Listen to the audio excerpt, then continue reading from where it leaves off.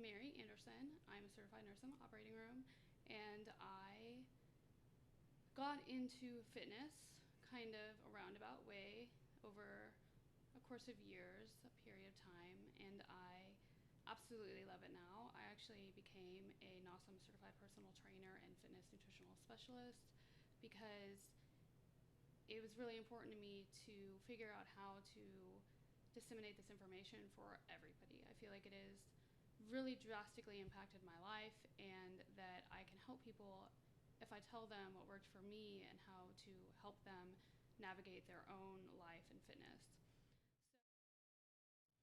So back up, when I started nursing school, I lived in Dallas alone unexpectedly. I turned 21 and I failed my first test. I gained 20 pounds on top of 195. So at 217, my heaviest, I figured out that I needed to get physical to be able to mentally handle nursing school. So I started walking and I started watching what I ate, and I got my first job in the operating room and I got money, so I started with a personal trainer for the second time in my life and followed his diet advice, which was very, very simple.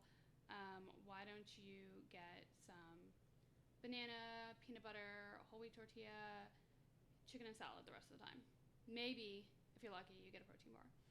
So I did that for about 9 months and dropped 20 pounds. So at my lowest, I was 155. And I wasn't really progressing. I didn't see myself making any kind of gains. And I sort of fell out of his personal training style. I didn't want to pay for not progressing.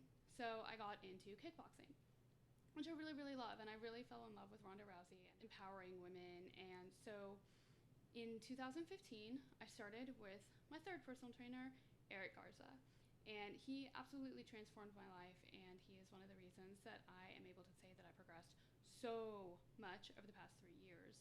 And it was through him that I met Mike, who was his nutritionalist. And I still remember the day I said, I want to look like Ronda Rousey, and Eric was like, all right, but here's the deal. It's going to take at least 3 months to get anywhere close. You're going to have to work out with me and put in whatever work I ask of you for those 2 times a week. Stop drinking alcohol. Huge for me, who drank at least 5 times a week. And go see Mike and listen. You don't have to buy anything, but you need to listen to his nutritional advice. And so I remember working out with him, and after an hour I was like, oh my gosh, I'm dying. If this is what it takes, and this is empowering and it's awesome, and I'm going to work hard and do it. But I went to go see Mike afterwards, and I'm exhausted, I'm tired, I can't breathe, and he was like, okay, tell me what you eat. And I was like, peanut butter, some chicken, maybe a protein bar. And he just looked me dead in the eyes and said, I don't know how you are living off of 50 grams of protein a day. And I was like, yeah, no big deal, this is totally normal. As a certified nurse in the operating room, as a nurse who graduated with NCLEX and took nutrition, and I had no idea that 50 grams of protein was nothing. I probably couldn't even tell you that I was eating 50 grams of protein. I had never sat down and figured it out because this is what my trainer told me to eat.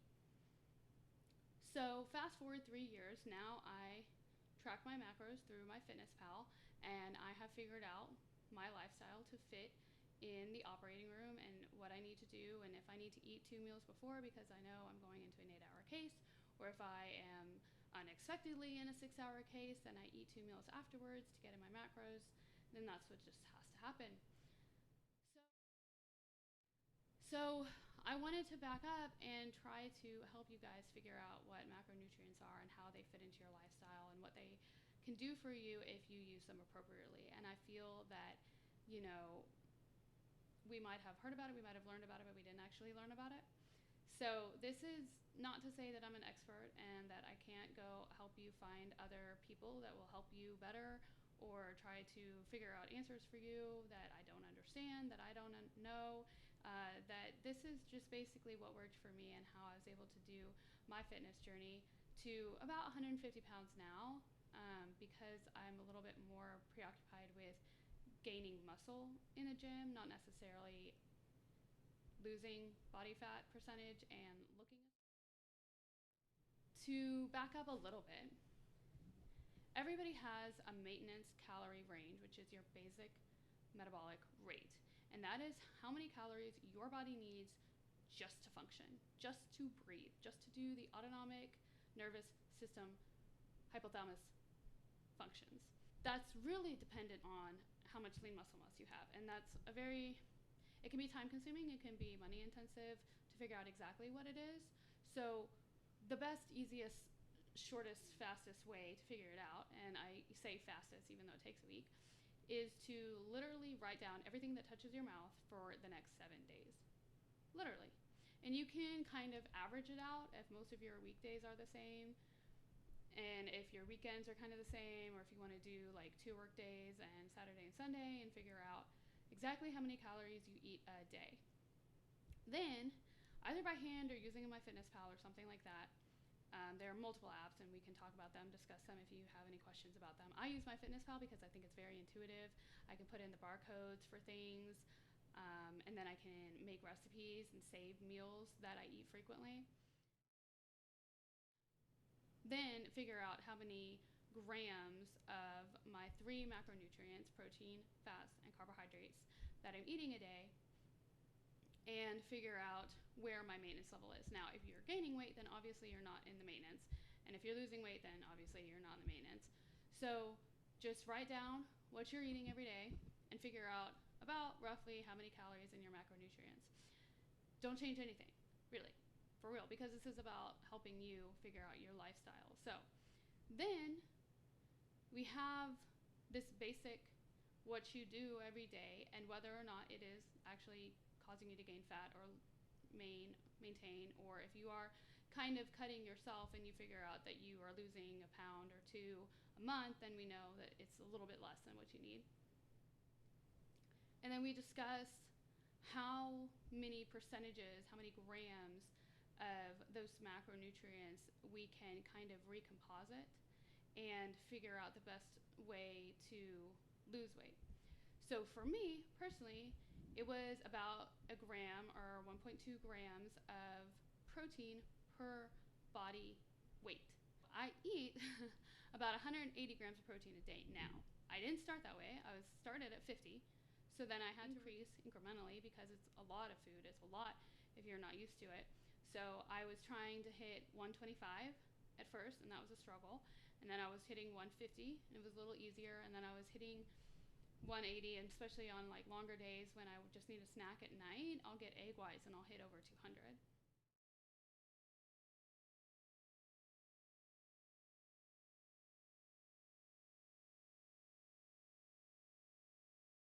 Because your body is always eating, and so you want to give it something so it doesn't go catabolic and eat the protein that's in your muscles and cause you to have muscle atrophy, which is the opposite of building muscle and being able to maintain calories. You never want to be in starvation mode. Try to hit 1 gram of protein per body weight a day. Try to keep fats less than 20%, and fill up the remaining calories that you need with complex carbohydrates. Now, I'm talking about real carbohydrates, not Pop-Tarts, but sweet potatoes, brown rice, things that will hold you over longer. And of course, if you eat a protein and a carbohydrate together, then you will have that combo effect where the protein lasts you longer and the carbohydrates give you quick fuel for right then. Which, protein is good, protein is needed, but you also want to give your body carbs so it will use it for fuel instead of eating away at the protein in your muscles. Your brain and your body prefer carbohydrates, and you need to give it carbohydrates if you're capable of doing that. Now, of course, you can taper off at night, and you can do all of these fasting situations, and we can get into those conversations as you see fit. But as far as for me, I just try to keep my grams of protein and carbohydrates similar each day and keep my fat under 20%. And that has helped me maintain my weight and lose when I want to perform in the gym, which is the ultimate goal for myself, is to perform and function and have a high quality of life through my diet and nutrition, because I want to be able to perform my job, obviously, and continue to do well in the operating room, but also perform really well in the gym and gain muscle and be able to perform higher lifts, which my squat went up 10 pounds over a year because I was following the protocol, I was following the routine, and I was being consistent. So this is about a lifestyle change. This is not about like we're going to do this for 2 weeks and be great and drop 10 pounds and then you're going to feel really good about yourself and go back to whatever you were doing. This is a dedication to yourself and healthiness, that you really, really are disciplined in getting the water and the macronutrients and the calories that you need to survive and to do everything that you want to do in life, which is really important, right? I mean, that's all we want to do, is have the highest quality of life while still having fun and doing everything that you want. I'm not saying that we can't go out and have a burger, because I do, and you can't go out and have a drink or two, but know that all of those inconsistencies limit your immediate results. So it will take you longer to get to where you want to go. Anyways, I hope that this is helpful. Please reach out to me about anything that you heard here or anything that you want to go into more detail about.